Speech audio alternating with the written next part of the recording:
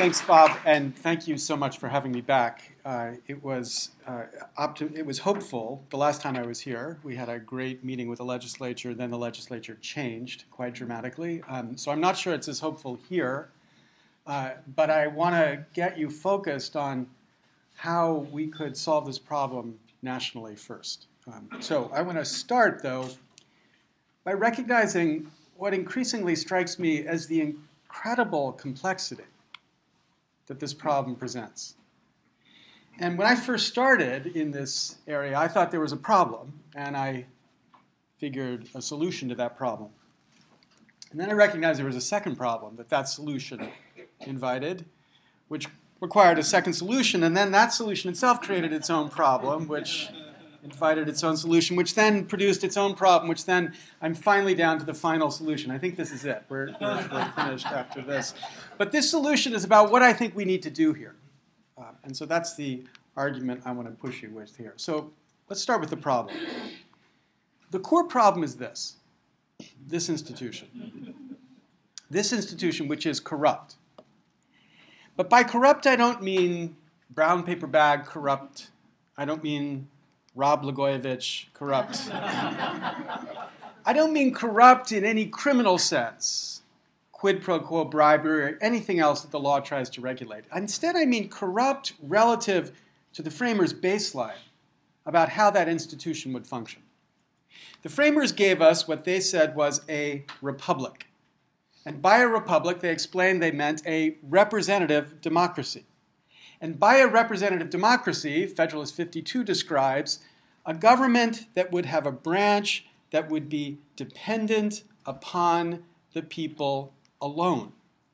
Okay, so here's their model of government. We have the people, we have the government. I do my own slides. It's cool the way that bounces like that. Okay. People and the government. This exclusive dependency that would assure that this institution remained focused on what this entity, us, wants. Here's the problem. Our Congress has evolved a different dependence. Not just a dependence upon the people, but increasingly a dependence upon the funders. As members spend between 30 and 70% of their time raising money to get back to Congress or to get their party back into power, they develop, as any of us would, a sixth sense. A constant awareness about how what they do might affect their ability to raise money. They become, in the words of the X-Files, shapeshifters, as they constantly adjust their views in light of what they know will raise money, not on issues 1 to 10, but on issues 11 to 1,000.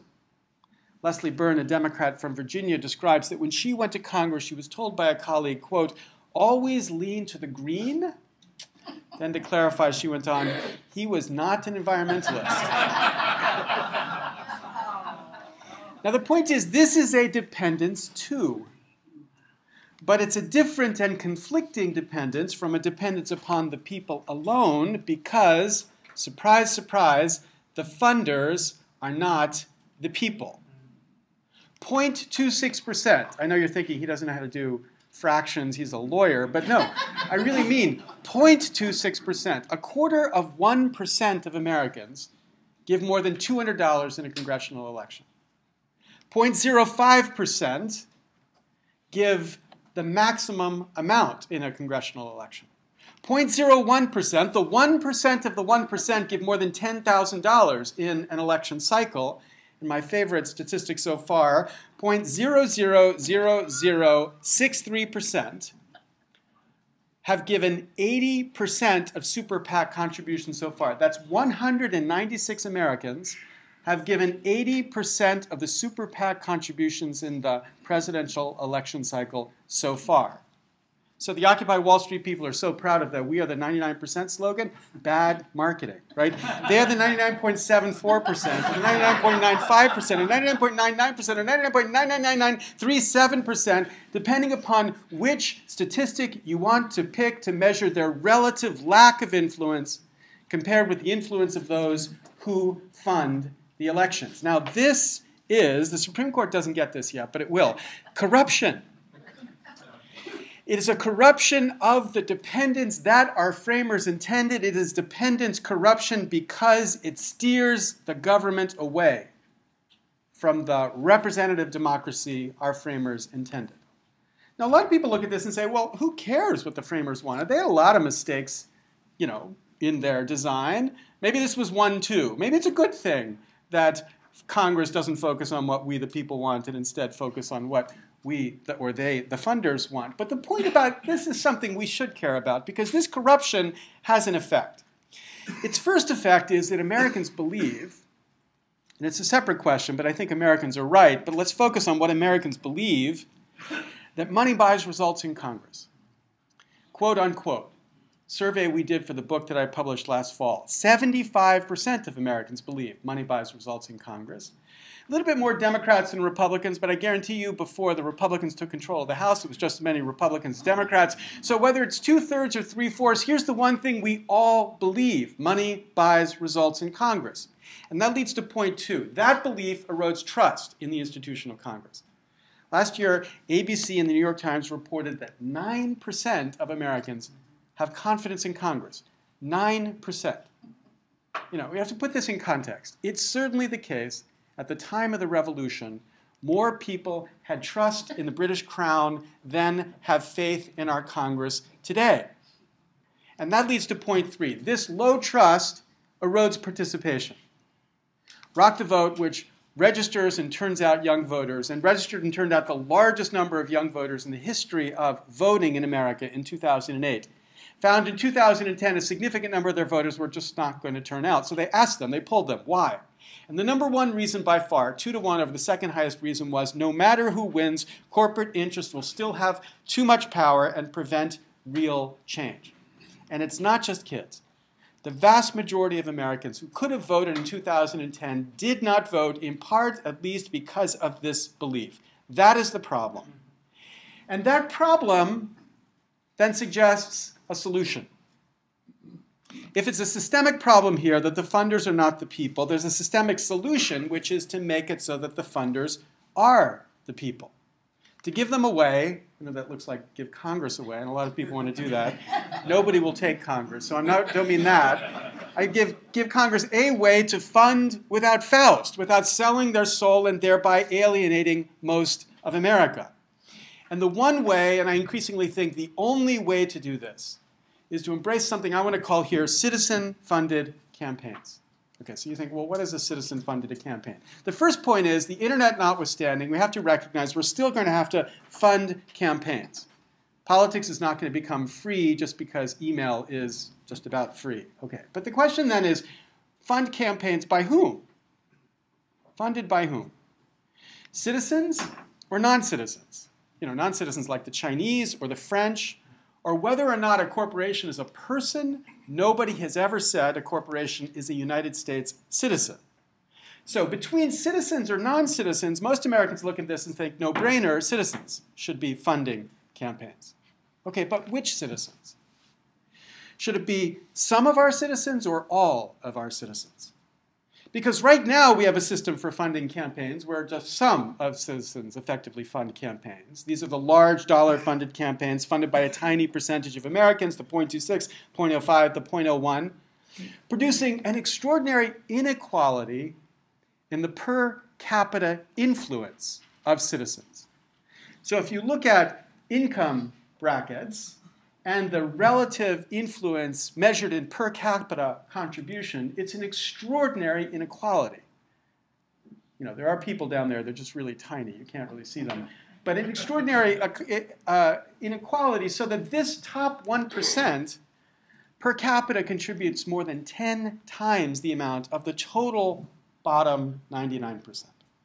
Now, in a certain sense, this is really very weird. We run in America two kinds of elections every election cycle. Two of them, one a voting election and the second a money election. The voting election, which happens twice, the primary and the general, but the money election, which is continuous. Every single day, you decide whether to send your money to Romney or to Obama or to somebody else.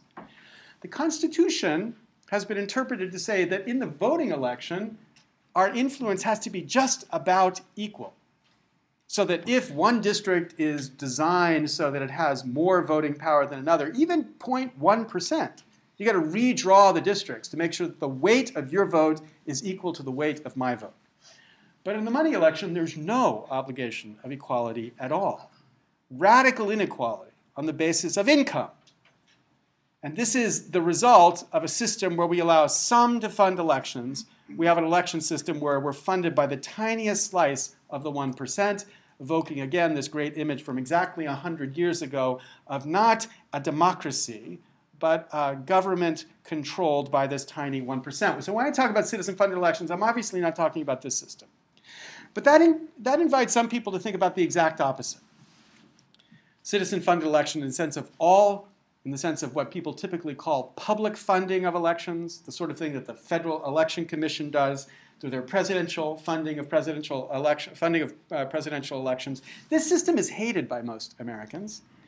It's hated in part because of the sense that the government is deciding how much you get to run your campaign versus how much you get to run your campaign.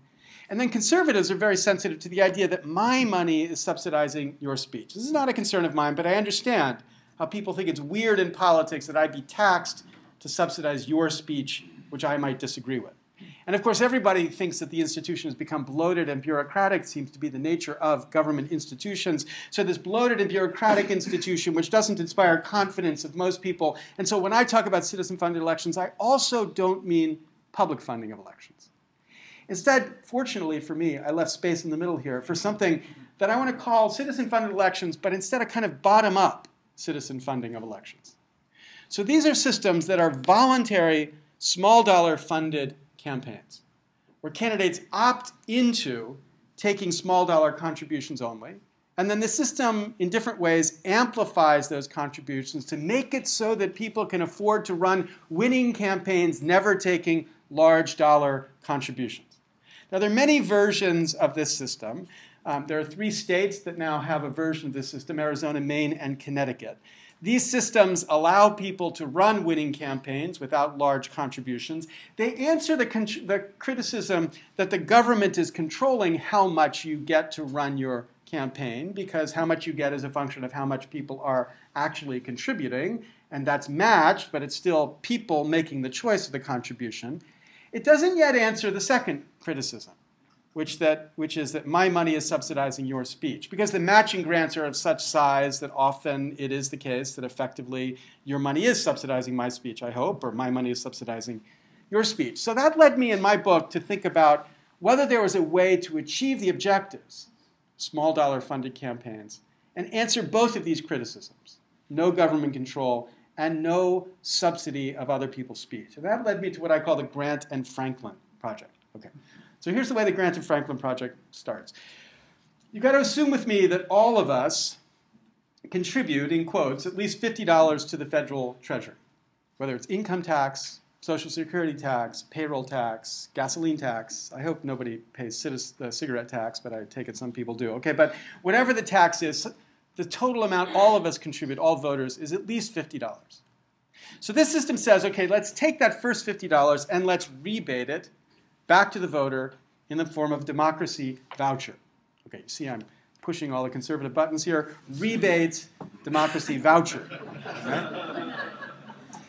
Now, a candidate can get this democracy voucher if you give it to that candidate, but only if that candidate agrees to fund the campaign only with vouchers, plus contributions limited to $100 a citizen. So $50 vouchers, grants, $100 contributions, Franklin.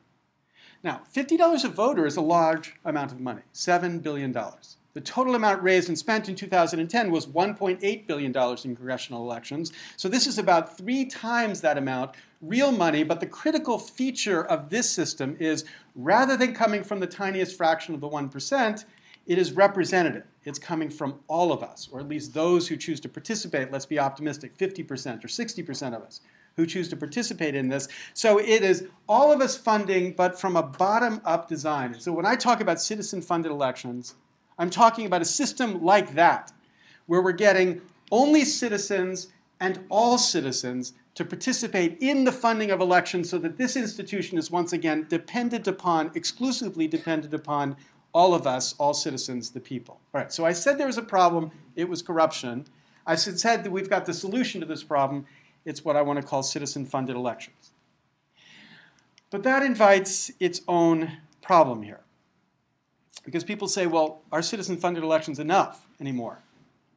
Given the non-citizen-funded super PACs, if we have just citizen-funded campaigns, would it be enough against them? And I think the answer has got to be no. We've entered this age of the super PAC, not just a happy Colbert super PACs, but increasingly a very dark version of these super PACs. This is Tony Soprano over here, who practice a kind of influence that would be very familiar to Tony Soprano, but the Supreme Court doesn't yet understand. And it was explained to me most clearly by Evan Bayh, who was on a panel responding to a skeptical question about whether money actually influences what Washington does. Turns out political scientists are not sure about that, you know. It takes a PhD to be a political scientist, but you know, you're pretty sure, I'm pretty sure, but they're not sure yet. But so that was the question that was being asked to Evan Bayh, and Evan Bayh's response said, you know, rolled his eyes, and he said, you have no clue about how Citizens United has changed Washington.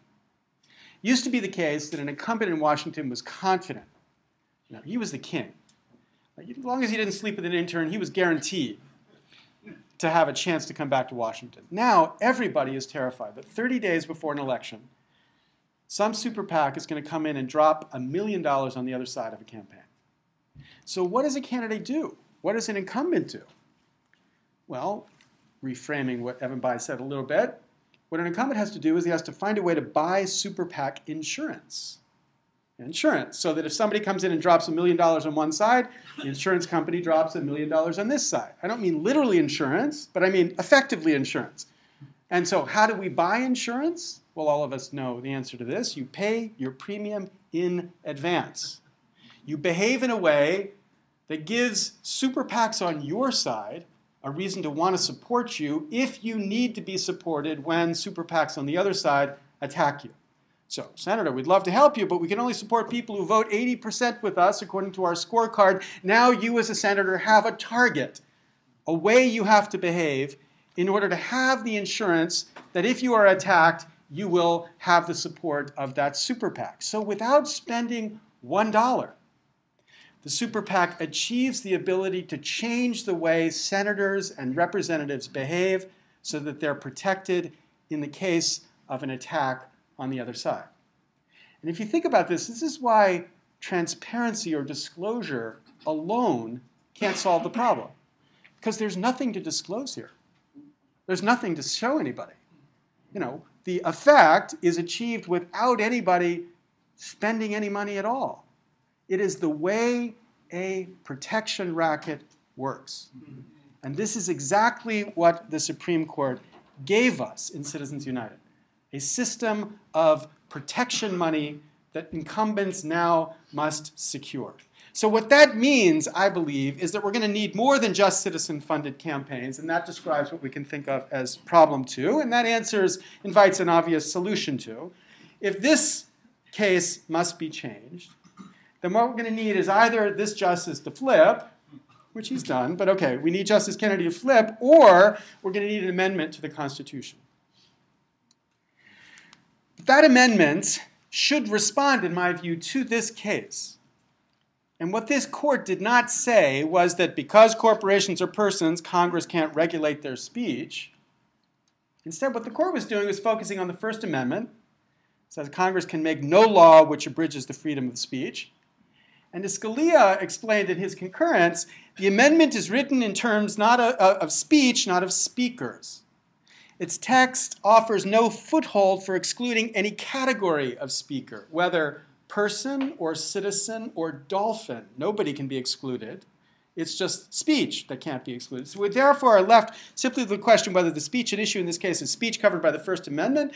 No one says otherwise, and obviously they shouldn't because this is political speech, so it is speech that is being regulated, not persons who are being given certain kinds of rights. Thus, in my view, it's not even clear that if we had an amendment to the Constitution that says corporations are not persons, it's not clear that would overturn Citizens United.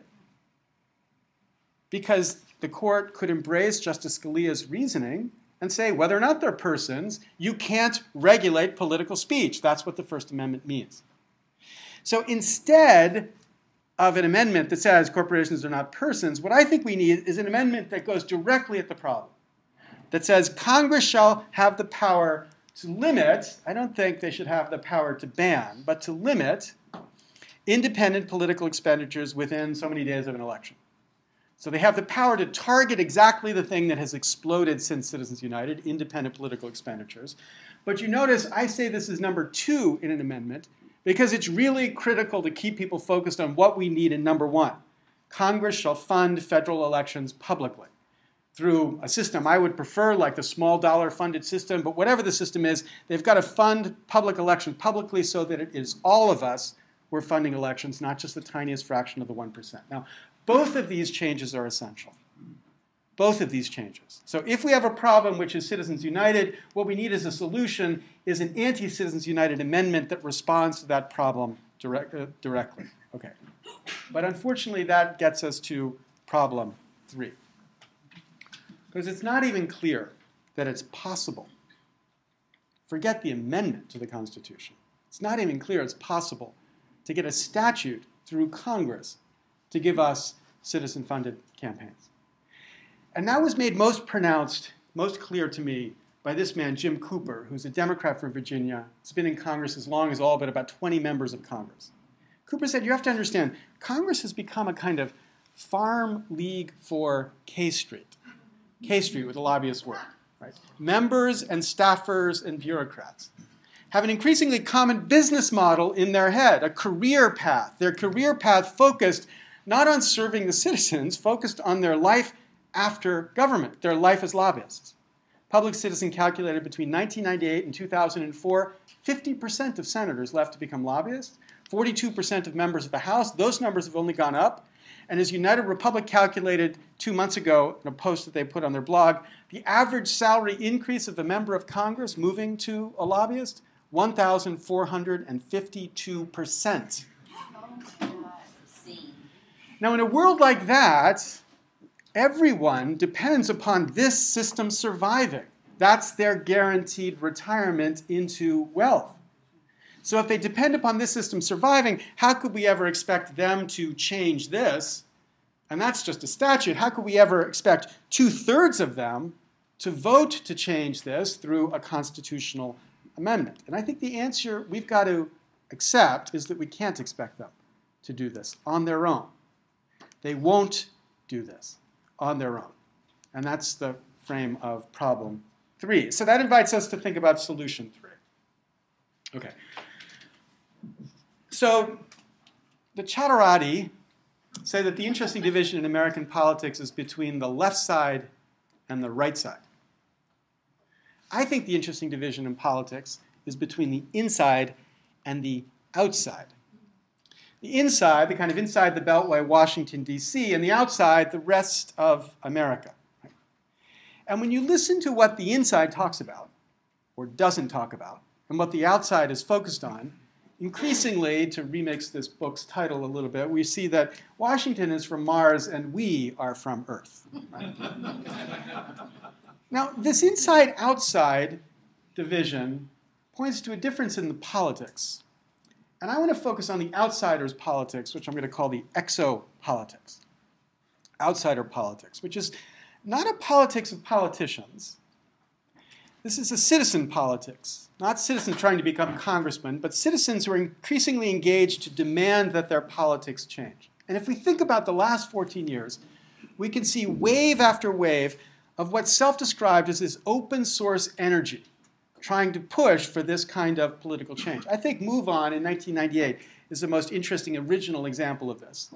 When the insiders are focused on the really serious question of whether a president lied about having sex with an intern, and the outsiders said, well, wait a minute, you are going to impeach the man on the basis of his lying about having sex? We have real problems in this country. So 2 outsiders, Berkeley programmers, put together a list. Within a couple of weeks, millions of people have joined, Republicans and Democrats, to demand that Congress move on from this crazy question, censure the president, and move on to address the issues that are important to America. And this was totally unseen before. Within a month, we had a massive political movement that began to push change inside of Washington.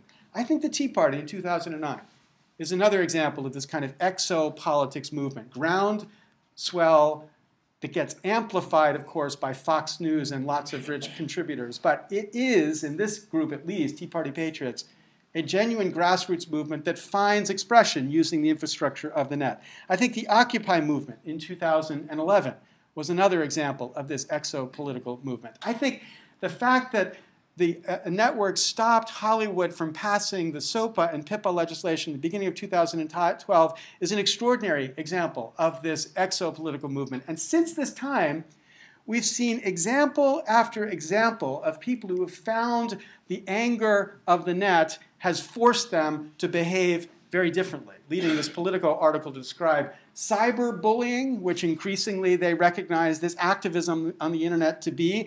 Cyberbullying, this tech insider dubbed it. Of course, I don't really care much about these tech companies, poor tech companies here. But the point is recognizing this energy is something new and powerful and has enormous potential.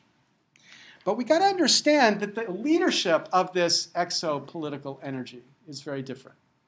There's a great book here, The Starfish and the Spider, which distinguishes between the kind of command and control that a spider has, which is all in his tiny brain, and a starfish, which is no central nervous system, no brain. And what these movements are not spiders, they are starfish, meaning you cannot command them to do something. You cannot command this new exopolitical movement to rise up and do something. You can nudge them, you can encourage them, but you need to think of this as more like the politics of body surfing, where you've got to stand around and wait for the right wave, but once that right wave comes, then you need to think about how to feed it and respect it and encourage it.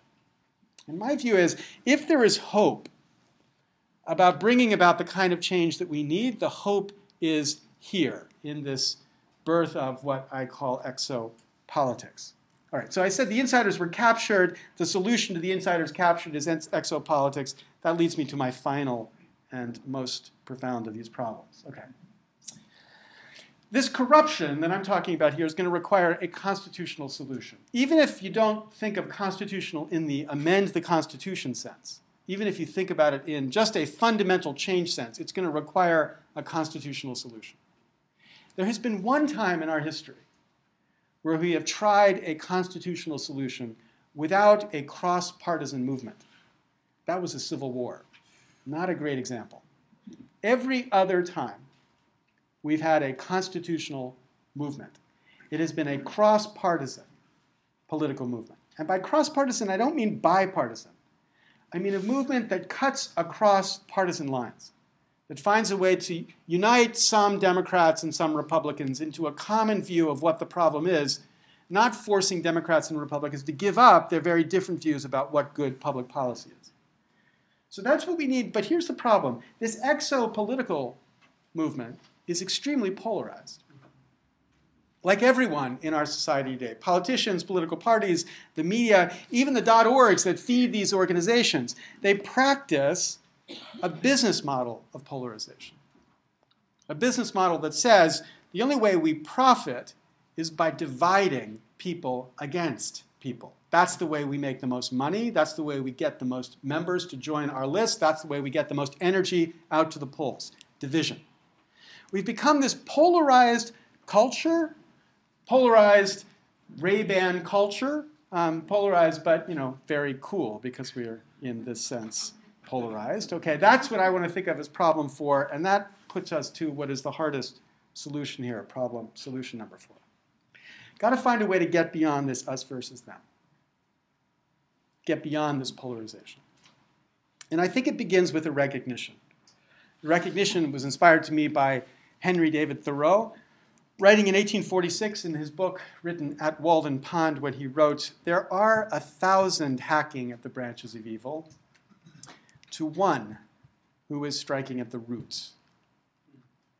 Call that one a root striker. And what a root striker sees in our current political context is that when you step back and connect the dots, whatever issues you care about, whether it's healthcare reform on the left or government bailouts on the right, whether it's global warming on the left or a complex tax system on the right, whether it's financial reform on the left or financial reform on the right, what this root striker recognizes is that we get no change in any of these issues until we change this corruption. But the problem we face today in our current political environment is there's a conspiracy of silence around this issue. Romney will not mention the issue once in the political campaign because he likes the system the way it is right now. And though Barack Obama doesn't like the system as it is right now, after doing nothing to change it for 3 years, I think he's a little too embarrassed to make this the central focus of his campaign. Indeed, there's a report that they've started to airbrush references to Citizens United from his web pages. So embarrassing is it to, on the one hand, be criticizing Citizens United, and on the other hand, supporting a super PAC supporting his reelection. So that forces us to think about how do we force this question back into the center of political debate so that they have to talk about it. They have to think about what we can do about it, and we at least get Congress people to think about what we can do about it. So what do? I think there are 3 things. Number 1, those in this exopolitical movement need to find a way to change the character of that movement.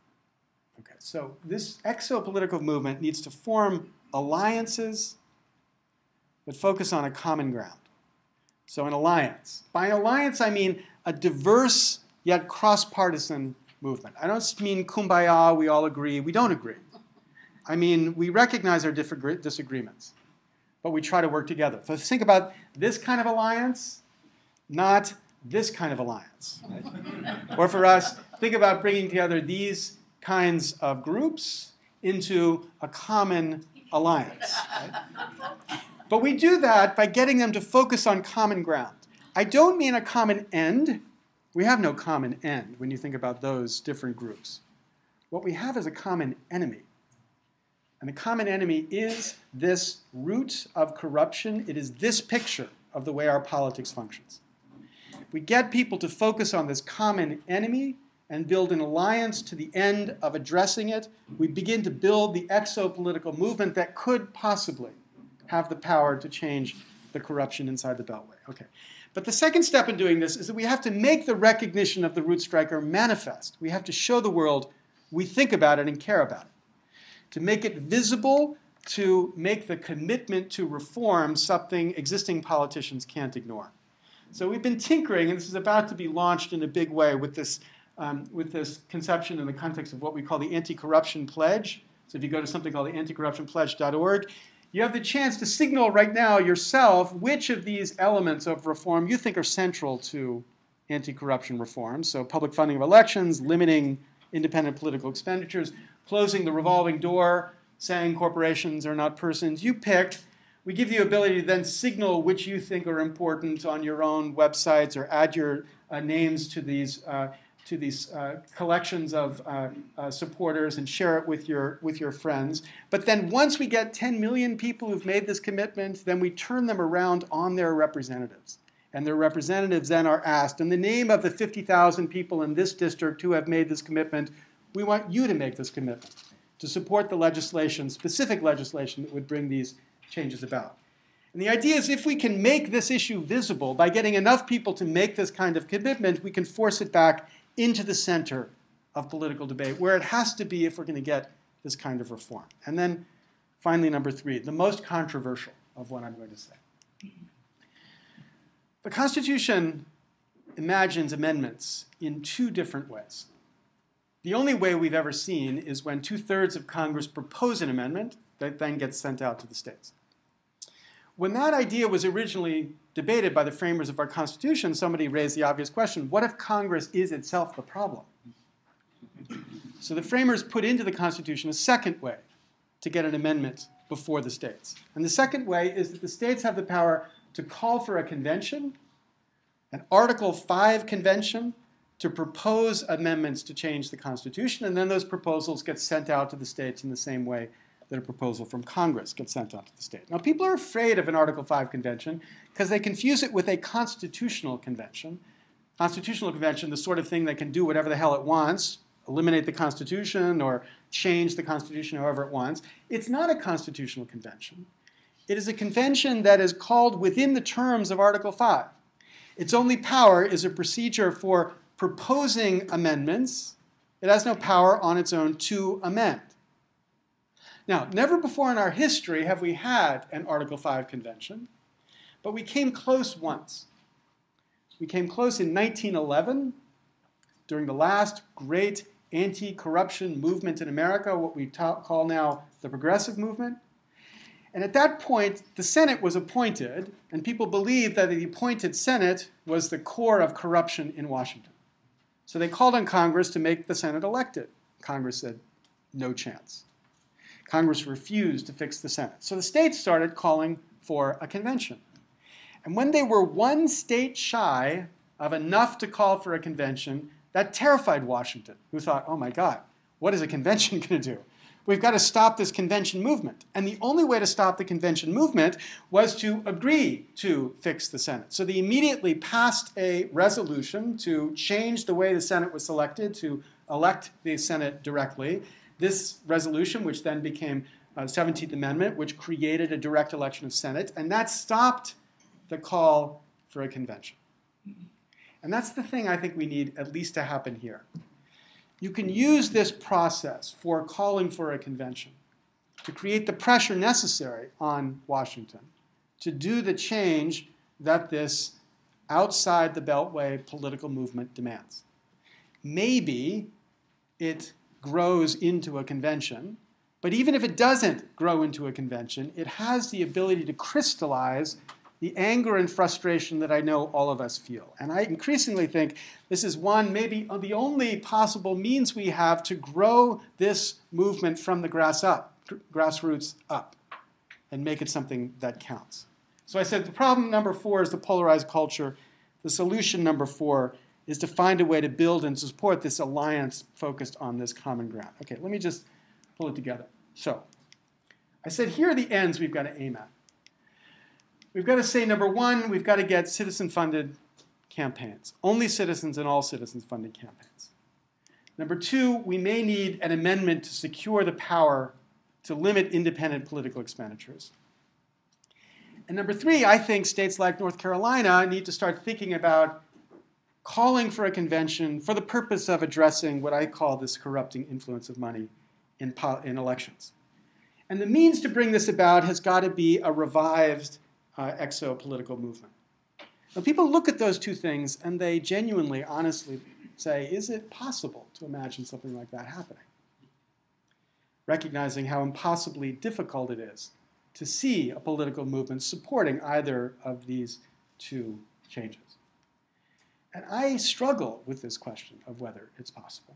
At the end of my book, I describe a moment at Dartmouth speech where a woman stood up afterwards and said, okay, professor, you've convinced me absolutely. There's no chance we can fix this. It's hopeless. Totally hopeless. And as I write at the end of the book, when she said this to me, I had this moment where I reflected, thinking about, I have 3 young children, and my oldest is 8 now, and I thought, what if a doctor said to me, your son has terminal brain cancer. Hopeless. There's nothing you can do.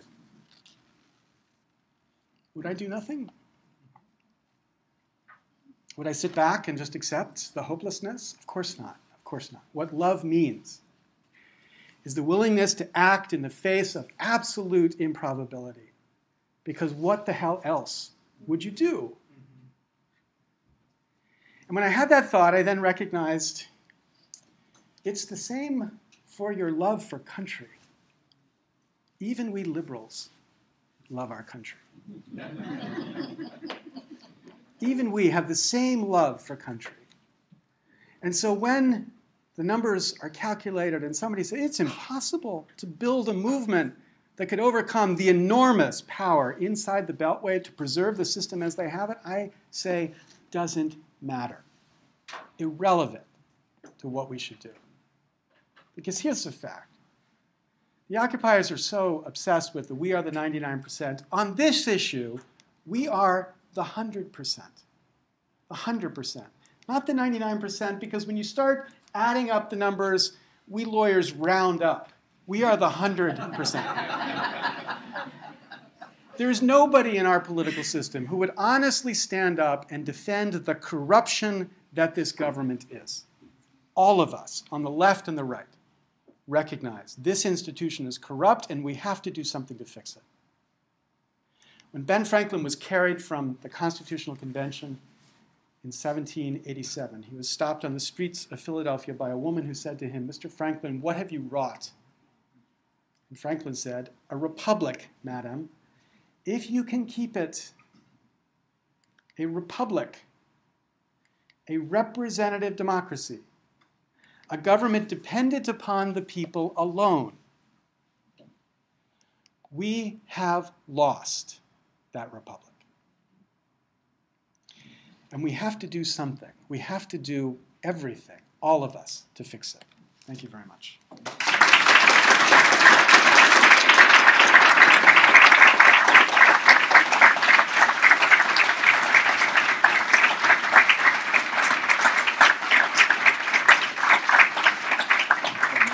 Happy to, yeah. A couple minutes for questions. I know folks have to get to work, but surely there must be some questions for Dr. Lessig. Yeah? So, how would an Article 5 convention work? Like, who would call the convention? Who would go and attend it? How does that work? So, states pass resolutions, say Congress has to call a convention. Then Congress actually calls the convention. And Congress, when it calls a convention, I believe, this is contested, but I believe has the power to set the terms. So you can address the following issues. And I think it sets those terms based on what people have called a convention for. Right? That much is pretty clear. The hardest, the craziest bit of my suggestion here is I follow Sandy Levinson from Texas in saying that when that convention is called, we ought to populate it with randomly selected delegates. Because it would be a nightmare if politicians went to that convention. And it would be a nightmare if we ran elections for that convention. Right? We should randomly select it. Okay, now people have no confidence in randomly selected conventions. So one of the things we're doing is we're running a project right now to run a series of mock conventions where we randomly select 300 people, bring them into a room, give them the information they need to think about these problems, let them deliberate and come up with their solutions. And what we found in the tests we've run is that what ordinary people come up with when they think about how to fix this republic is 1,000,000 times better than what the politicians talk about. Right? It's a pretty low bar, I accept, but still, as people begin to think about the idea of what citizen juries in this context can do, I think they increasingly become more and more confident that maybe people not connected to special interests, people thinking about what's in the interest of the nation, could make the right proposals. And that's the critical thing. Nobody's talking about giving them the power to change the Constitution. All that they're doing is the power to suggest changes to the Constitution. So it's like a symposium at the Yale Law Journal. All of those are crazy, those symposiums at the Yale Law Journal. But maybe this one comes up with some good ideas, which then get considered by the states, and 3/4 of the states have to pass them. So that means 13 states can block any change, which when you think about the layout of the country, there are certainly 13 red states and 13 blue states, so neither side needs to worry about craziness from an extreme capturing this kind of change. Yeah, you mentioned 3 states that have made progress with the public funding of elections. Yeah. Has it made any difference in Connecticut, Arizona, and Maine? People in those states say it's made very significant difference. Connecticut, I think, is the most interesting.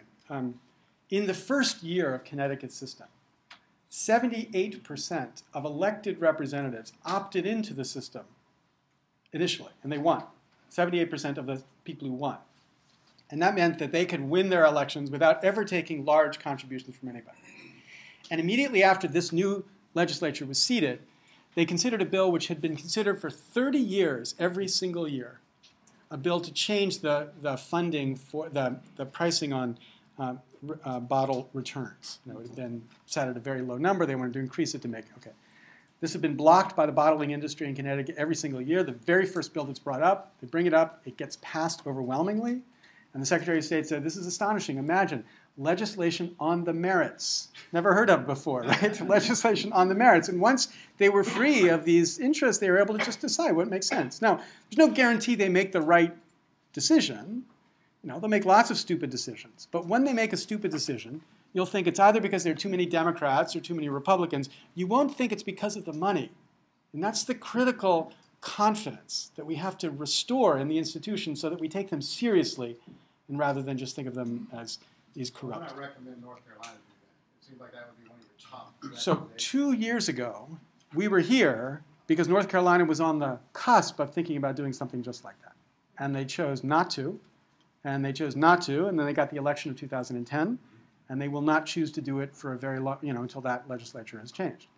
But, you have something like this in the context of judicial elections, which has radically changed judicial elections in this state compared to other states. In Illinois, they will spend $10 million on a Supreme Court election. And you think, well, who's willing to spend $10 million in a Supreme Court election? The answer is the insurance companies who get the benefit of the decisions of those Supreme Court justices. And there's very clear connections that even the judges and surveys of judges say that they believe campaign contributions in judges' elections affect what judges do. Congressmen are at least smart enough to say, no, it doesn't affect my decision. No, but the judges are more honest. Yeah, of course it affects what we do. Last question, and then. What really scares me is, and I think this is what you're saying, is that the counterbalancing effect in politics that we've grown up with and believed that next time we'll get you, that perhaps we've passed the point of no return, that money is now so all-powerful that the worst scenario we can't even predict, but that we can't, in a normal process, reclaim the center or flip it the other way, which, my friends and I keep saying, we'll get them next time, and we've got to pull it together. But this monetary factor here, are you saying it's so all-powerful all of a sudden we've never experienced anything quite like this before? It's absolutely the case. We have never been this deeply corrupted in the way the system functions, in the way the system functions. 100 years ago, there was a different kind of corruption. It was Rod Blagojevich corruption. It was, plain old simple, we're going to buy your vote kind of corruption. And at least that kind of corruption had shame that ran with it. So it was under the covers. It was, above board everything seems fine, but under the covers, cash is secreted. Members of Congress until the mid part of the 20th century had safes in their office. Literally, under their desk, there was a safe. And you ask, why would you pay members of Congress in cash? And they didn't. They just happened to find bags of cash on their desk. They needed a safe place to keep it. That kind of corruption is gone. The corruption we've now got is totally in plain sight. Everybody sees it. They're completely open about it. And the dramatic change in the culture, the norms that this brings about, is something that is very recent. So in 1982, John Stennis, who was head of the Armed Services Committee, no choir boy, but John Stennis was asked by a colleague to hold a fundraiser for defense contractors. And Stennis said, would it be proper for me to do this? I hold life and death over these companies. I don't think it'd be proper for me to raise money from them. That is a literally unutterable statement in Washington today. If you were a head of a committee chair, and you said, no, I shouldn't raise money from the people I regulate, people would think you'd lost your brains, because that's the whole purpose of being the head of a committee chair. It has so completely changed the norms, they can't think any differently about it. And so, when you say, can we get back to the center of the middle? You tell me, on the critical money issues, what is the difference between the right and the left? The most dramatic example of this corruption is in financial services. Most dramatic example. It was Bill Clinton who launched us on the process that got us to the system which George Bush embraced and then bailed out, and then Barack Obama continued through. On the money issues, there's no Democrat and Republican Party. There's one party. On the social issues, when we can find a way to get people to hate each other, there's a very big difference between Democrats and Republicans. So you're either really rallied up about gay marriage, or you're really rallied up about trying to stop abortion. Those are the issues that drive people to be passionate about politics and give money to politicians. And we can increasingly see more polarization on those issues because it gets more money into the system. But the scary thing to me is, when you look at the financial reform, 2008 brings down Wall Street, brings down the economy. Everybody independent of it says it's because of the misregulation that had happened from the period of 1992 on. People on the left, people on the right. Joe Stiglitz and Richard Posner agree on one thing. It is that misregulation brought us to the crisis in 2008. Okay, so we have the worst crisis since the Depression. We just saw statistics say 40% of American wealth disappeared because of that crisis. 40%. So then in 2008, we get a new president, new reform, promise of reform of the system. There has been no change in the fundamental architecture of that instability. If the banks were too big to fail in 2008, they're only too bigger to fail now. And why did we get no change? Because Wall Street had the power to blackmail Democrats and Republicans alike into bringing about no fundamental reform of the system. That is terrifying. It is literally the first time in American history we have had a financial crisis where the people who caused the crisis had enough power to block reform of the system. And when the worst crisis since the Depression cannot bring about political change powerful enough to reform the system, I think we have to be extremely worried. Because you pick your issue, we will get no change under this system. So I do think it's the worst it's ever been. Sorry, that's very depressing. On that lovely note, let's thank Dr. Lessig. You bet, Todd. Yeah.